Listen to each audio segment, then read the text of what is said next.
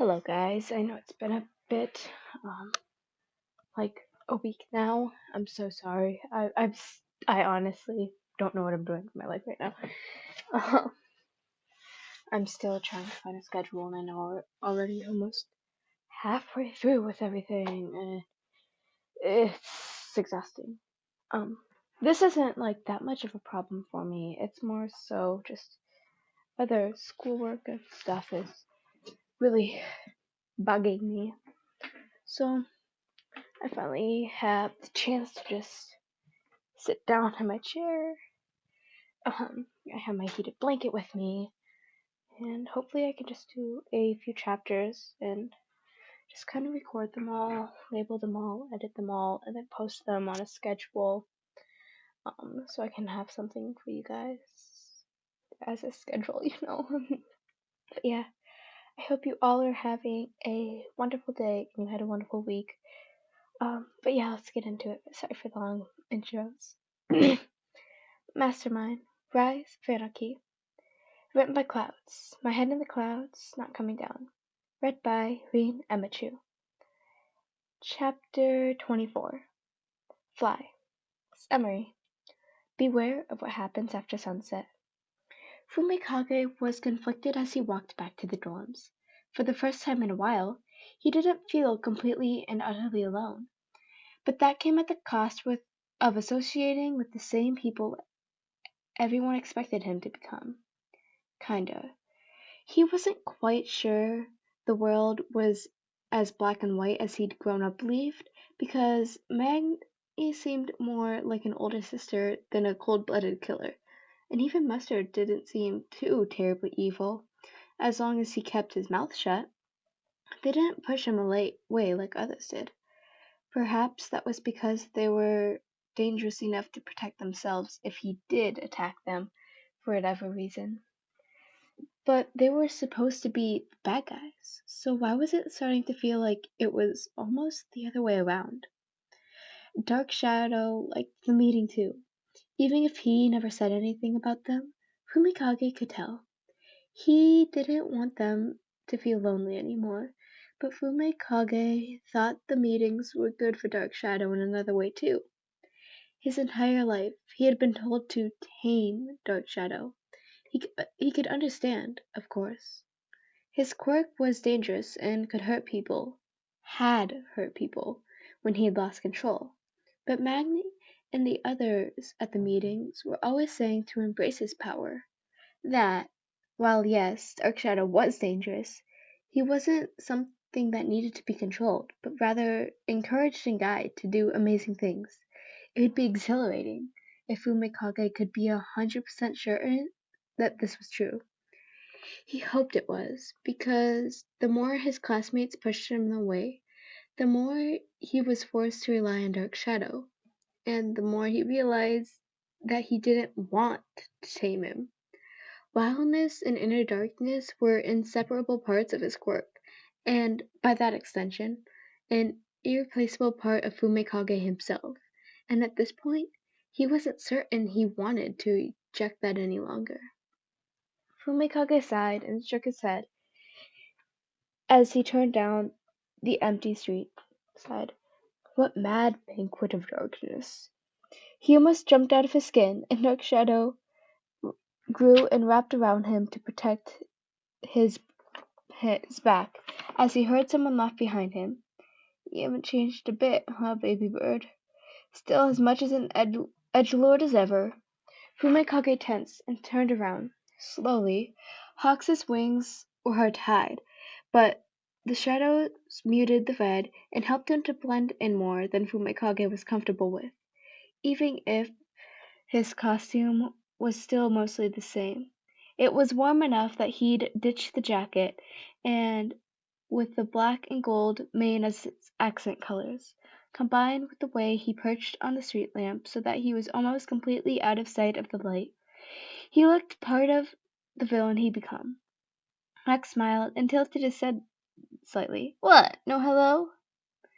Fumikage stared him down, ready to bolt at the slightest sign of violence. Not that he truly believed he'd be fast enough to escape if Fox decided to attack him. He'd be the number He being the #1 hero for a reason after all. What are you doing here, Hawks? Hawks slipped down from his perch, landing soundlessly on the pavement. Can't I visit my favorite intern? I'm not your intern anymore, Fumikage rumbled. Villains don't make interns. Or did you forget we're on different sides now? Oh, I remember, Hawks shrugged. But, like, the sides aren't as really cut and dry as they used to be, or as the commission made them out to be, at least. Or haven't you been paying attention at Mag's meetings? Fumikage gulped, and Dark Shadow blustered, That's none of your business. It's your fault he's even going that way anyways. If it wasn't for you turning villain. Hawks held his hands up in surrender.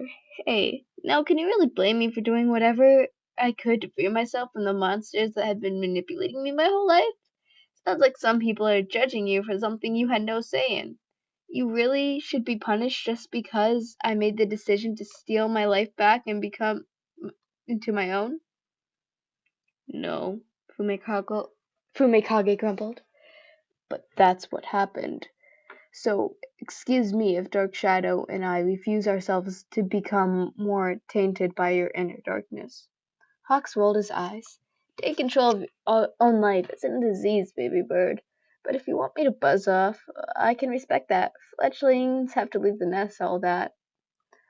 Fumikage turned to his heel, letting Dark Shadow keep an eye on Hawks as he walked away.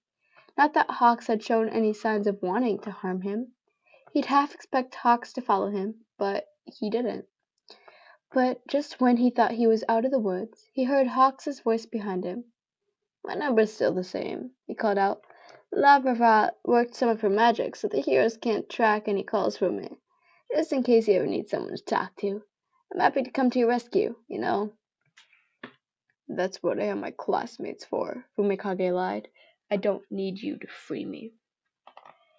Katsuki glared at Shitty Hair across the commons room and focused all of his energy on not exploding the soda can in his hand. That idiot had been getting close to Raccoon Eyes lately, and it was pissing him off. Sure, they went to the same middle school and everything, but so did he and Deku, and they weren't glued to at the hip giggling and stupid memes on each other's phones. It was nauseating, and Katsuki swore Raccoon Eyes kept trying to flirt with Kirishima, which would have been ridiculous if the idiot hadn't been blushing so much, with his stupid cheeks that turned the same color as Pinky's. Whatever, Shitty Hair could be friends with who he wanted, considering that he obviously didn't want to be friends with Katsuki anymore, just like his parents didn't want to be his parents anymore. It was another way Deku ruining everything. He'd show them, though. They weren't wrong for underestimating him. He'd be the best there was and take down every villain that their worthless, good-for-nothing Deku had inspired. Katsuki downed the rest of his soda and headed upstairs to grab his hoodie. He needed to explode something. Oh, Chaco, Sue croaked softly. Are you ready for patrol? Almost. Ochako downed the rest of her energy drink and zipped up her new costume she'd gotten to the support department last week and had Hatsune update her gear and optimize it for urban fighting and nighttime patrols, which basically meant her costume had gotten a much-needed overhaul. The bulky boots were gone and had been replaced with jumping shoes that almost looked like rollerblades and had taken a few days to get used to, but Ochako was getting the hang of them, and they were much more effective for mobility and stealth than her old ones, considering that, unlike heels, bouncy part of her shoes were collapsible thanks to May working her magic on them. The pink sections of her costume had been darkened into a dark rusty rose color that wouldn't call attention as she moved through the shadows. She slimmed down the bulky sections of her costume so that they were more streamlined and wouldn't get in the way when she tried to duck and run in tight alleys. She also added a grappling hook to help her maneuver herself between buildings in zero gravity. She opened the door and saw Sue glance over at the collection of energy can drinks accumulating on her desk, but she didn't say anything. Are you ready to go? Ochako gave a quick nod. Let's go. I've been hearing some rumors about a gang robbing ATMs over by the All Might Museum. It's in the area Aizawa permitted, so do you mind if we check that out first? Sue nodded. I'm following your lead. And that's the end of the chapter. Towards the end, I realized I was kind of speaking fast. This is a shorter chapter. It's only like 3-ish pages, almost 2. But if I'm talking too fast, tell me in the comments and I'll fix it in a chapter. It might be a later chapter because, like I said in the beginning, I'm going to be recording a few and schedule posting. But if I post this one a day and read comments tomorrow, hopefully I can. Yeah, and if you heard any of those random noises, my cat is in my room with me and he actually just I was gonna have to do no editing. I did that all in one go. No editing. And then he just had to walk across my computer screen and hit space and then alt or whatever. Stupid Winston. And now he's knocking down my 3D printed toy cats, am I right? We love them though.